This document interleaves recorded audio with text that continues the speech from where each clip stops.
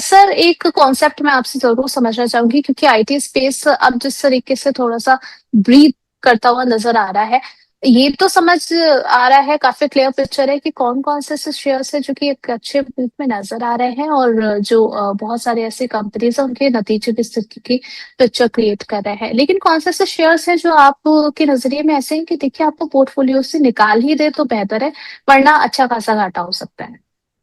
जी, देखिए आईटी के अंदर वैसे स्टॉक्स जो हाई वैल्यूएशन पे चल रहे हैं और अभी भी मैनेजमेंट आप हम्म। देखेंगे तो वहां पर गाइडेंस उनका नेगेटिव है, या फिर आउटलुक अभी भी ग्लूमी है। और जो बिजनेसेस में ओवरऑल इंडस्ट्री भी आप देखेंगे तो वहां पर इंडस्ट्री एज एक सेक्टर डाउन ट्रेंड में चल रहा है। वैसे स्टॉक जैसे केपीआईटी ने जो गाइडेंस दिया वो हम्म। खराब था। टाटा एलेक्सी का आप देखिए तो वहां पर भी अभी भी अर्निंग्स वो जी। नहीं आ रहे मार्केट के एक्सपेक्टेशन के मुताबिक। तो वैसे स्टॉक से आपको दूर रहना है।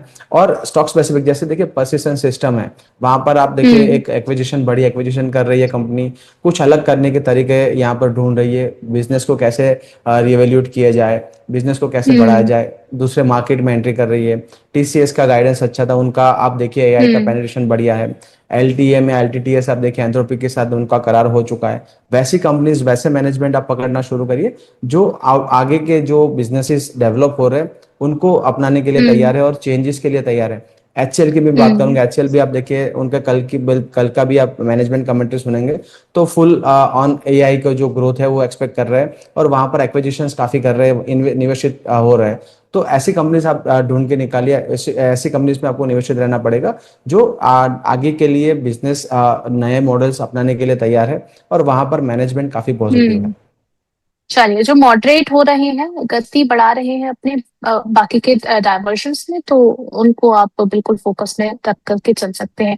इसके अलावा हिंडाल्को सर काफी वॉलेटाइल रहा है, लास्ट के सेशन से हम इसको देख रहे हैं। क्या रणनीति होनी चाहिए हिंडाल्को में?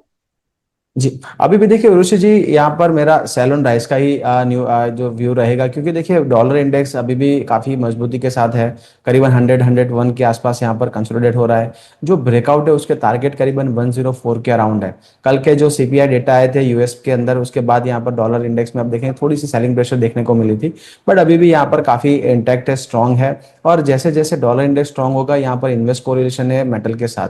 और वेस्ट एशिया क्राइसिस या फिर अब जो डेटा सेंटर या एआई की बात कर रहे थे, वहां पर भी जो डिमांड है थोड़ी सबड्यूड होती दिख रही है। तो aluminium as a hmm. Space आप देखेंगे तो वहां पर काफी बड़ी करेक्शन देखने को मिली है। उसके कारण आप देखेंगे तो जो एल्यूमिनियम रिलेटेड स्टॉक्स है वहां पर काफी एक शार्प सेल अप देखने को मिला है। अभी भी डेली चार्ट्स पर इंडाल्को एक कंसोलिडेट कर रहा है अपने 24 ईएमए के नीचे। और प्योरली टेक्निकल बात करें तो करीबन 950 900 के जोन बन सकते हैं।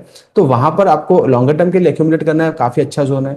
बट अभी शॉर्टर टर्म व्यू है और यहाँ पर आपको बॉटम फिशिंग करनी है। अभी भी 5 to 10% का एक डाउन साइड पॉसिबल है। तो यहाँ पर अभी अवॉइड की सलाह रहेगी, वेट एंड वॉच करिए। अच्छे लेवल्स मिलते हैं और जब मार्केट रिवर्स करता है तब आप एंट्री करेंगे तो काफी बढ़िया आपको रिटर्न्स बन सकते हैं। चलिए ठीक है, अब यहाँ पर कई ऐसे शेयर्स की बात हुई है जहां पर आपको स्ट्रैटेजी सुझाई गई है। अब बढ़ चलते हैं ट्रेड कॉल की तरफ। सर आपकी तरफ से कोई ऐसा स्टॉक रहेगा जहां पर ट्रेड ले सकते हैं? जी, देखिए अभी भी उर्वशी जी निफ्टी फार्मा के अंदर हमारा काफी बुलिश व्यू है और हम काफी दिनों से, आप जैसे हमें वीकेंड शो भी कर रहे हैं, काफी दिनों से हम निफ्टी फार्मा के स्टॉक्स सजेस्ट कर रहे हैं, जैसे जाइडस वेलनेस हो गया, डिविस लैब हो गया। अभी भी आप देखेंगे तो मैनकाइंड फार्मा के अंदर काफी बड़ी एक ब्रेकआउट है। ये हमने पहले भी कवर कर चुके हैं। आज के सत्र में भी आप देखेंगे तो काफी बढ़िया ब्रेकआउट है। करीबन 2450 से लेके 2550 का एक काफी बड़ा जोन था। 2550 2560 के जोन में सेलर्स अग्रेसिव हो जाते थे। आज के दिन में आप देखें काफी बड़ी शॉर्ट कवरिंग और फ्रेश बाइंग इमेज होके यहाँ पर मिल रही है। यहाँ अगर ब्रेकआउट हम्म। सस्टेन रहता है और थोड़ा सा आपका लंबा नजरिया है तो आपको एक स्टॉप लॉस मेंटेन करना है 2385 का। और यहाँ पर करीबन 2700 और 2900 के टारगेट बन सकते हैं। काफी बढ़िया मोमेंटम में मैनकाइंड फार्मा और pharma industry as a space आप यहाँ पर बिल्कुल अक्यूमुलेट कर सकते हैं। दूसरा स्टॉक रहेगा इसी स्पेस से, हेल्थ केयर इंडस्ट्री से, फोर्टिस। फोर्टिस भी आप देखिए काफी दिनों से कंसोलिडेट कर रहा है अपने वीकली और मंथली चार्ट पर। डेली चार्ट पर थोड़ा हम्म। वॉलेटाइल है, बट नीचे की तरफ काफी अच्छा बेस है 940 945 के अराउंड। ऊपर की तरफ एक हल्का सा रेजिस्टेंस है करीबन 995,000 के करीब। 1000 जैसे ही निकालता है यहाँ पर करीबन 1100 1200 1150 1200 के टारगेट बन सकते हैं। फोर्टिस में भी बने रह सकते हैं, यहाँ पर काफी अच्छा जोन है, एक्यूमुलेट कर सकते हैं। 940 का स्टॉप लॉस मेंटेन करेंगे, 1200 1250 के टारगेट बन सकते हैं। चलिए, तो मैनकाइंड ऑफ फोर्टिस दो स्टॉक निकल करके आए हैं वरुण सर की तरफ से। दोनों को ही अगर हम आज देखिए, मैनकाइंड फार्मा 2625 2625 के लेवल पर रेट होता हुआ नजर आ रहा है 3.5% से ज्यादा की तेजी के साथ में। और इसके अलावा एक दूसरा स्टॉक निकला है फोर्टिस हेल्थ केयर, 983 के लेवल पर रेट हो रहा है। इस वीक ऑलमोस्ट 1.5% की तेजी देखने को मिल रही है। दोनों ही फार्मा पैक की तरफ से निकल करके आया है स्टॉक। इसके अलावा पर चलते हैं व्यूअर्स के कुछ क्वेश्चंस की तरफ। यहाँ पर सर कल्याण ज्वेलर्स को लेकर के राहुल गुप्ता जी हैं, पूछ रहे हैं कि 349 पर इन्होंने बाय किया हुआ है, आगे अपनी पोजीशन को होल्ड करके चलना है या फिर प्रॉफिट बुक कर लेना चाहिए। अब जिस तरह की तेजी दिखाई कल्याण ज्वेलर्स ने, पहली बात तो अब इनको डर भी लग रहा होगा कि कहीं यहाँ से जो है वो प्रॉफिट बुकिंग ना आ जाए। क्या किया जा सकता कल्याण में? जी। और उसी जी, यहाँ पर मेरे हमारे दर्शकों को मेरी एक रिक्वेस्ट है कि आप अपना थोड़ा सा व्यू भी बता दीजिए, कितने लंबे समय तक आप होल्ड करना चाहते हैं। अगर बिल्कुल शॉर्ट हम्म। टर्म व्यू है तो यहाँ पर मैं प्रॉफिट बुक की सलाह दूंगा, क्योंकि काफी अच्छी रैली आ चुकी है और अपने जो प्रीवियस रेजिस्टेंस है करीबन 535 550 के जोन में आ चुका है। तो यहाँ से कभी भी 5-10% की प्रॉफिट बुकिंग आ सकती है। आपका बिल्कुल हम्म। लंबा नजरिया है तो देखिए, काफी बड़ा एक वनवास था कंपनी के अंदर। एफएनओ में जब से आई हम्म। तब से काफी बड़ी गिरावट आई थी और करीबन 50-60% का एक हमें डाउनफॉल देखने को मिला था। अब मंथली और वीकली चार्ट पर आप देखेंगे काफी इंटरेस्टिंग पैटर्न बन रहे हैं। एक फॉलिंग चैनल था मंथली चार्ट पर, वहां पर एक ब्रेकआउट है। वीकली चार्ट पर एक डबल बॉटम का अपने 200 एसएमए के अराउंड से एक कंफर्मेशन मिला है। तो अगर कोई गिरावट आती है करीबन 460-65 के जोन के अंदर, जो प्रीवियस रेजिस्टेंस था, वहां पर एक बाइंग अपॉर्चुनिटी है। तो आपकी एक बेस प्राइस काफी अच्छी है। 460-65 के जोन के अंदर आप वापस एक्यूमुलेट कर सकते हैं। और यहाँ पर मुझे आउटलुक काफी अच्छा लग रहा है। यहाँ पर जो चार्ट पैटर्न्स बन रहे हैं ऋषि जी, यहाँ पर काफी क्षमता रखता है। अपना जो 52 वीक हाई लगा था, लाइफ हाई लगा था करीबन 800 के आसपास, वो भी क्रॉस कर सकता है आने वाले 12 to 24 मंथ्स के अंदर। तो आपका कैसा व्यू है, उस हिसाब से आप यहाँ पर पोजिशन अपना यहाँ पर ऑप्टिमाइज कर सकते हैं। ठीक है। इसके अलावा कैनरा बैंक को लेकर के अगला सवाल है, 127 के भाव पर चल रहा है, 1.19% के अपसाइड के साथ में 128 पर सर इन्होंने बाय किया हुआ है। जी, यहाँ पर भी ऋषि जी अगर लॉन्ग टर्म व्यू है तो बिल्कुल होल्ड करके रखिए 120 के स्टॉप लॉस के साथ।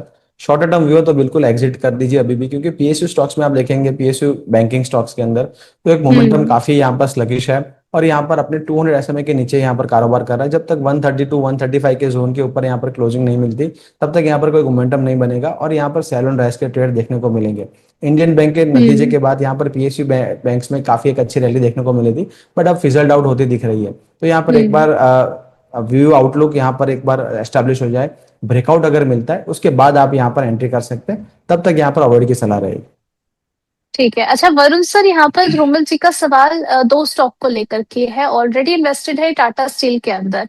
कह रहे हैं कि क्या यहाँ से अपनी पोजीशन एग्जिट करके हम पीपीएल फार्मा में जा सकते हैं? जी। देखिए, टाटा स्टील भी अभी ए वैल्यूएशन अभी चल रहा है, ओ हम्म। वैल्यूएशन पर हम अभी कंफर्टेबल है और यहाँ पर ऐड करने की सलाह दे सकते हैं। पीपीएल फार्मा भी आप हम्म। देखेंगे तो पीपीएल फार्मा फार्मा सेक्टर से और अभी भी इतना परफॉर्म नहीं कर रहा है जो कंपेरेटिव जो फार्मा इंडस्ट्री कर रही है।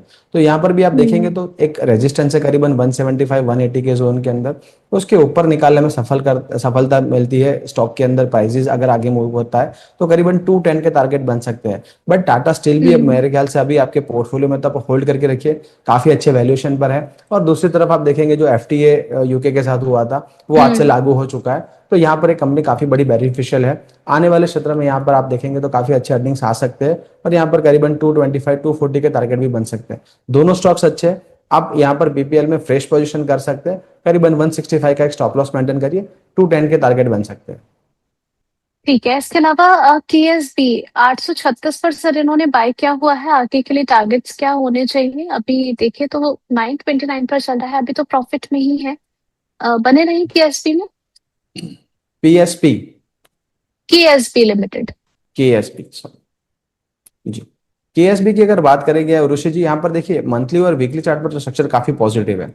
डेली चार्ट में हम्म। स्टॉक यहाँ पर एक करेक्शन अपना एक हाई बनाया करीबन 1100 के आसपास।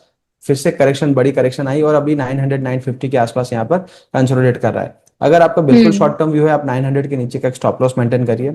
यहाँ पर स्टॉक में करीबन 965 के ऊपर अगर स्टॉक सफलता मिलती है यहाँ पर क्लोजिंग की, तब हम्म। यहाँ पर 1100 के टारगेट बन सकते हैं। बिल्कुल लंबा नजरिया है। मंथली और वीकली चार्ट पर मुझे काफी कंफर्टेबल यहाँ पर पैटर्न लग रहे हैं, प्राइस एक्शन लग रही है और हम्म। यहाँ पर काफी क्षमता है यहाँ पर स्टॉक के अंदर 1250 तक जाने की। ठीक है।